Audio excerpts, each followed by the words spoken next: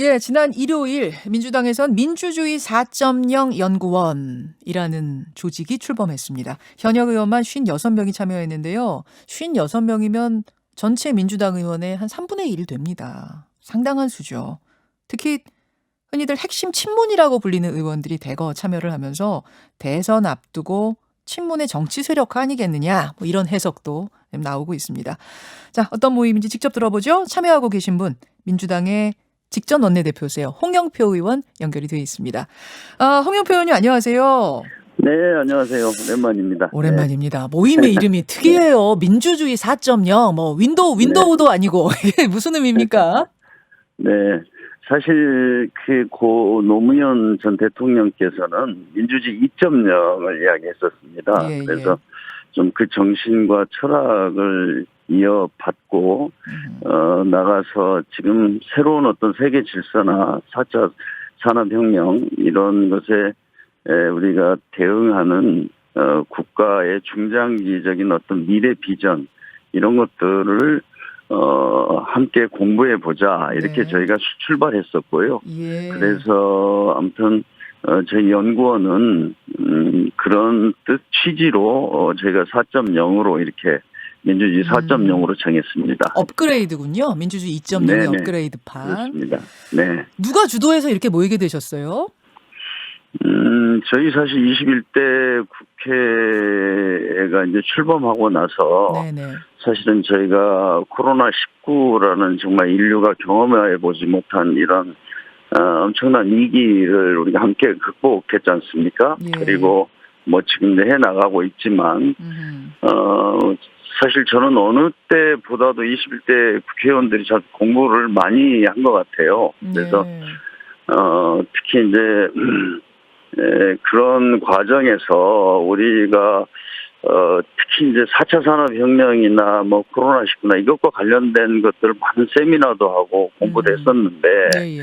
저희들 내부에서 좀 우리가 미래로 나가기 위해서 꼭 해결해야 할 네. 그런 구조적인 과제들 있지 않습니까? 양극화 문제라든지 저출산 고령화라든지 또 뭐 기후 변화라든지 사실 이런 부분들이 앞으로 정말 우리가 해결해야 되는데 뭐 정말 어렵지 않습니까? 이 문제 해결이. 그래서 예, 예. 좀 더 우리가 이걸 심화한 그런 문제 인식을 가지고 그런 것들에 대해서 대답해야 될 거 아니냐. 알겠습니다. 그래서 네, 그런 어떤 의견들이 모여서 예, 이렇게 예. 연구원까지 발족하게 된 겁니다. 근데 이미 민주당에는 민주연구원이라는 싱크탱크가 있잖아요. 공식 조직이. 요거와는 네네네. 어떻게 그럼 차별이 될까요? 제가 이제 우리 연구소하고 이렇게 차별을 굳이 말씀을 드리면 예. 사실 당의 조직은 대부분 어떤 선거를 중심으로 해서 정책 개발과 공약 이런 걸 하게 됩니다. 그래서 그러다 보니까 또 어떻게 보면 한 국가나 공동체가 꼭 가질 수밖에 없는 여러 가지 이해관계가 상반되는 갈등 과제, 대립 과제 이런 것들을 많이 놓치게 됩니다. 예를 들어서 우리가 저출산 고령화 하면 지금 60세에 은퇴해서 정말 40년을 어떻게 살아야 되는지 네. 그러면 정년 65세 이런 것을 저희가 논의를 해야 되고 그렇다 보면 청년 실업 문제나 뭐 임금 피크제나 이런 것들도 함께 논의를 해야 되는데 예. 이런 문제들에 대해서 저희들이 참 그 단기적인 어떤 시각만 가지고는 해결하기가 굉장히 어려울 것 같습니다. 좀 중장기적인 정책들을 그렇습니다. 예, 그래서 이쪽에서 네, 그리고 민주주의 좀 더 4.0에서 구조적인 문제, 예를 들면 네. 양극화 문제도 똑같습니다. 우리가 뭐 많은 노력을 하지만 양극화가 계속해서 악화되고 있지 않습니까? 예, 예. 그다음에 뭐 노동시장의 문제도 정규직과 비정규직, 대기업과 중소기업 이런 문제를 우리가 계속 이야기하고 있지만 이것에 대해서 정말 우리가 정면으로 좀 논의하고 어떤 해법을 찾아가는 이런 노력들이 어떤 단기적인 시각만 가지고는 어렵다. 알겠습니다. 그래서 이런 문제에 대해서 좀 해답을 찾아보자 예. 이런 취지가 있습니다. 참여하신 분들 몇 면을 보니까요. 일단 이사장이 도종환 의원이시고 네네. 지금 우리 인터뷰하고 계시는 홍영표 의원 외에도 윤호중, 전해철, 이광재, 김종민, 황희, 박주민 뭐 이런 분들. 그러니까 네. 뭐 당에 민주당에 친문 아닌 사람 누구 있습니까? 이렇게 말씀하시지만 그 중에서도 핵심 친문이라고 보통들 분류하는 분들이 다 들어가 계세요. 그러다 보니까 의원님 이거 네. 대선 앞두고 대선판을 주도하려는 모임 아니야? 정치 세력화하려는 거 아니야? 이런 우려의 목소리가 벌써 나오더라고요. 글쎄요, 뭐 저희가 이렇게 출범하면서 그런 우려를 했었습니다. 우리가 어떻게 이야기를 하더라도 또 그런 식으로 어떤 개판 모임, 또 대선에 대비한 이런 거 아니냐 하는 그런 오해나 문제 제기가 있을 텐데 이런 네. 걱정을 했었습니다. 그러나 앞으로 저희가 이 연구소를 통해서 정말 우리 모두의 미래를 위한 그런 아젠다들을 정말 저희들이 열심히 더 결과물을 내놓고 예. 아마 불식이 되지 않을까 싶습니다. 그리고 뭐 지금 말씀하신 분 외에도 많은 분들이 함께해서 사실 당내에서는 네. 그런 이야기가 별로 없습니다. 네. 아, 그런데 당내에서는. 네네네. 이제 알겠습니다. 또 밖에서 그렇게들 많이 보시죠. 이제 근데 뭐 저희가 네.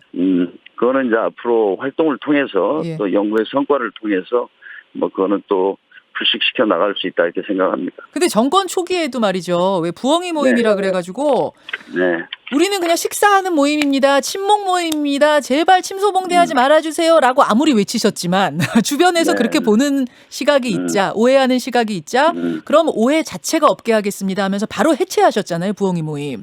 네. 근데 이번에는 이런 오해 시각이 있어도 이제 계속 가는 것이냐? 이거 혹시 그럼 부엉이 모임 확장판 아니냐? 이런 얘기를 막 해요. 시중에서. 아니 그래서 이제 저희가 오히려 이렇게 공식적으로 연구원을 만들어서 활동하는 것이 그런 오해를 줄일 수 있다. 저희는 이렇게 생각합니다. 그리고 다시 말씀드리지만 이번에 이거 여러 참여한 회원들 앞으로도 뭐 더 많은 분들이 들어올 겁니다. 그런데 그걸 거기를 보면 그렇게 무슨 친문이다 뭐 이런 구별로 나누기 어려운 정말 다양한 분들이 함께 하고 있고요. 저희도 좀 생각의 차이들이 있고 뭐 정책에 대한 입장이 다른 사람들도 있지만 정말 다양한 분들이 참여하고 있어서 저는 뭐 자세히 보시면 꼭 아까 말씀한 사람들만 있는 게 아니잖아요. 네, 예, 네. 예, 그렇죠, 그렇죠. 네네. 그럼 뭐 네. 이른바 이제 비문이라고 보통 분류하고 뭐 이런 분들도 다 참여하시는 거예요? 점점 두고 보면 이제 그런 분들 그럼요. 들어오세요? 네네네. 지금도 많이 들어와 있고요. 그렇습니까? 예. 네네. 하여튼 그럼 뭐 부엉이 모임 확장판 이런 식으로 좀 바라보는 눈빛은 그건 말도 안 된다는 입장이신 거고요. 전혀 그렇지 않습니다. 전혀 않습니다. 네. 알겠습니다. 네. 아무튼 목표는 뭐 문재인 정권의 성공적인 마무리 그리고 새로운 정권의 창출 이런 게 될 텐데 지금 대선판 한번 보겠습니다. 홍 의원님. 네. 지금 여당에는 확실한 이강이 있어요. 이낙연, 이재명 두 분이 있고 야당 주자들은 그렇게 뚜렷하게 눈에 띄는 인물은 없습니다. 뭐 윤석열 총장 정도가 3위 차지하고 있지만 그분은 정당 소속 아니고 실제로 대선에 뛸지도 지금 미정인 상태고. 네. 아무튼 이런 분위기면은 그래도 이번 대선은 여당이 훨씬 유리한 구도다라는 분석 동의하세요? 저는 그렇게 단정적으로 할 수는 없고요. 또 앞으로 많은 변수가 있고 시간이 많이 남았지 않습니까? 예. 그래서 저는 뭐 지금의 어떤 대선 구도가 그대로 유지돼서 거기서 결정 날 거다 이렇게 볼 수는 없을 것 같습니다. 앞으로도 많은 변수가 있고요. 저는 무엇보다도 다음 정권은 정말 우리가 이제 문재인 정부에도 공과 과도 다 있지 않습니까? 그런데 그걸 넘어서서 어떻게 우리 대한민국을 한 단계 더 업그레이드 시킬 수 있는가, 이런 무엇을 할 것인가에 대한 분명한 청사진을 가진 그런 대선 후보들 간의 경쟁을 통해서 저는 다음 정권이 창출될 거다 이렇게 보고 있습니다. 그래서 지금은 이제 사람 중심으로 또 많이 이야기가 되고 있습니다만은 저는 그분들이 가지고 있는 분명한 어떤 색깔과 노선이 있지 않습니까? 그래서 그런 것들이 서로 선의의 경쟁을 하고 거기에 더 풍부하게 또 뭐 다른 여러 가지 변수들도 있을 수가 있겠죠. 네. 예. 그럼 지금 사실 뭐 경선 치른다고 하면 사실상 2강의 양자 구도인데 양자 구도가 아닌 다자 구도 체제로의 변화 그러니까 뭐 남은 1년이 넘는 시간 동안 있을 수 있다고 보시는 거예요? 혹은 필요하다고 보시는 거예요? 저는 지금 현재로서는 그런 게 지금 저도 잘 보이지 않습니다. 현재는 그렇게 두 분이 이렇게 경쟁을 하고 있고, 네. 그러나 또 뭐 상황이 변화가 온다면 제2, 제3, 뭐 제3, 제4의 후보들이 등장해서 또 그 뭐 경쟁을 할 수도 있다 이렇게 보고 있습니다. 그러나 지금 이 시점에서 보고 제가 계시는 거예요? 판단하기에는 아니면은 좀 그런 분들이 많이 참여해야 된다고 보세요? 그게 더 바람직한 경선이라고 보세요? 방향은? 저는 내가 대통령이 돼서 이 나라를 어떻게 하겠다 이런 청사진을 분명히 가진 분들이 있다면 네. 서로 그 경쟁에 참여해서 더 이게 대선에 대한 판을 좀 풍부하게 하는 거는 나쁘지 않다고 생각합니다. 네. 아하. 그 일찌감치 대선 후보감으로 거론되던 분들 있잖아요. 뭐 유시민 이사장, 김경수 지사 이런 분들이 지금은 이제 유시민 이사장은 정치 안 한다고 누누이 강조를 하고 계시고 김경수 네, 지사는 저도 그렇게 확인했습니다. 아, 확인하셨어요? 네. 지금도 안 하신대요? 지금도 그런 의견이 확고한 걸로 저는 알고 있습니다. 네. 그렇습니까? 제가 최근에는 인터뷰를 안 해봐서 이 질문을 못 드렸는데 최근에도 그런 입장은 확고하시군요. 네. 아니 그분 설득하실 생각은 없으세요? 지금은 그런 필요성을 제가 못 느끼는데요. 네.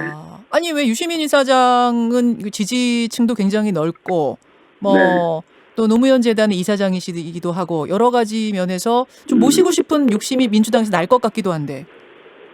저는 뭐 지금 상황에서 그렇게 정말로 그런 정치를 안 하겠다 이렇게 확고한 의지를 가지고 있는 사람을 설득해서 또 대선 후보에 나서라 이렇게 할 그런 상황은 아니라고 저는 판단하고 있습니다. 그러십니까? 네. 그리고 한 분이 이제 김경수 지사였는데 김경수 지사는 2심까지 유죄가 난 상태여서 사실은 이제 출마가 불투명해진 걸로 보이고. 사실 뭐 김경수 지사도 그렇게 많이들 이야기하지만 본인은 경남도지사로서 지금 해야 될 일들에 대해서 자기가 분명한 그 사명감을 가지고 하겠다 이 입장이 강했습니다. 그런데 이제 언론이나 주변에서는 또 그렇게 또 대선 후보까지 거론을 했습니다만은 아마 본인은 지금 뭐 이 순간에도 경남도지사로서 모든 것을 다 쏟아서 뭐 일을 하고 있다 저는 이렇게 보고 있습니다. 그럼 무죄가 난다고 해도 이분도 역시 안 하겠다는 게 좀 확고하다 이 말씀이세요? 뭐 저는 그렇게 알고 있습니다. 알고 계세요. 네. 그렇군요. 어쨌든 일찌감치 후보감으로 거론되던 두 분이 그러시다 보니까 그러면 다른 후보가 또 누가 가능한가? 이게 다자구도라는 게 다자구도 경선이라는 게 가능한 것인가? 이런 얘기들 하는데 어떻습니까? 저는 과거의 대선을 보더라도요. 저는 그런 새로운 인물 또 새로운 비전과의 그 세력을 갖고 등장하는 사람들이 많이 있었지 않습니까? 뭐 그거는 뭐 한두 사람이 그런 상황을 만든다고 해서 되는 게 아니고, 전 뭐 또 그런 어떤 계기나 상황이 만들어지면 충분히 그럴 수 있다 보고 있습니다. 그래서 아직도 뭐 굉장히 많이 남아있지 않습니까? 네. 그렇죠. 어떻게 길다면 길고 짧다면 짧고 대선 앞두고 그런데 정세균 총리, 임종석 특보, 뭐 이강재 의원 이런 분들 이름도 오르내리던데 다들 이분들 가능성이 있다고 보세요? 저는 뭐 그분들도 다 충분한 어떤 그 자격과 능력과 그런 비전이 있는 분들이라고 저는 생각합니다. 네. 아예 제3의 다크호스가 나타날 수도 있습니까?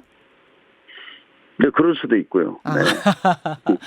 아직 뭐 지금 예측하기가 어렵죠.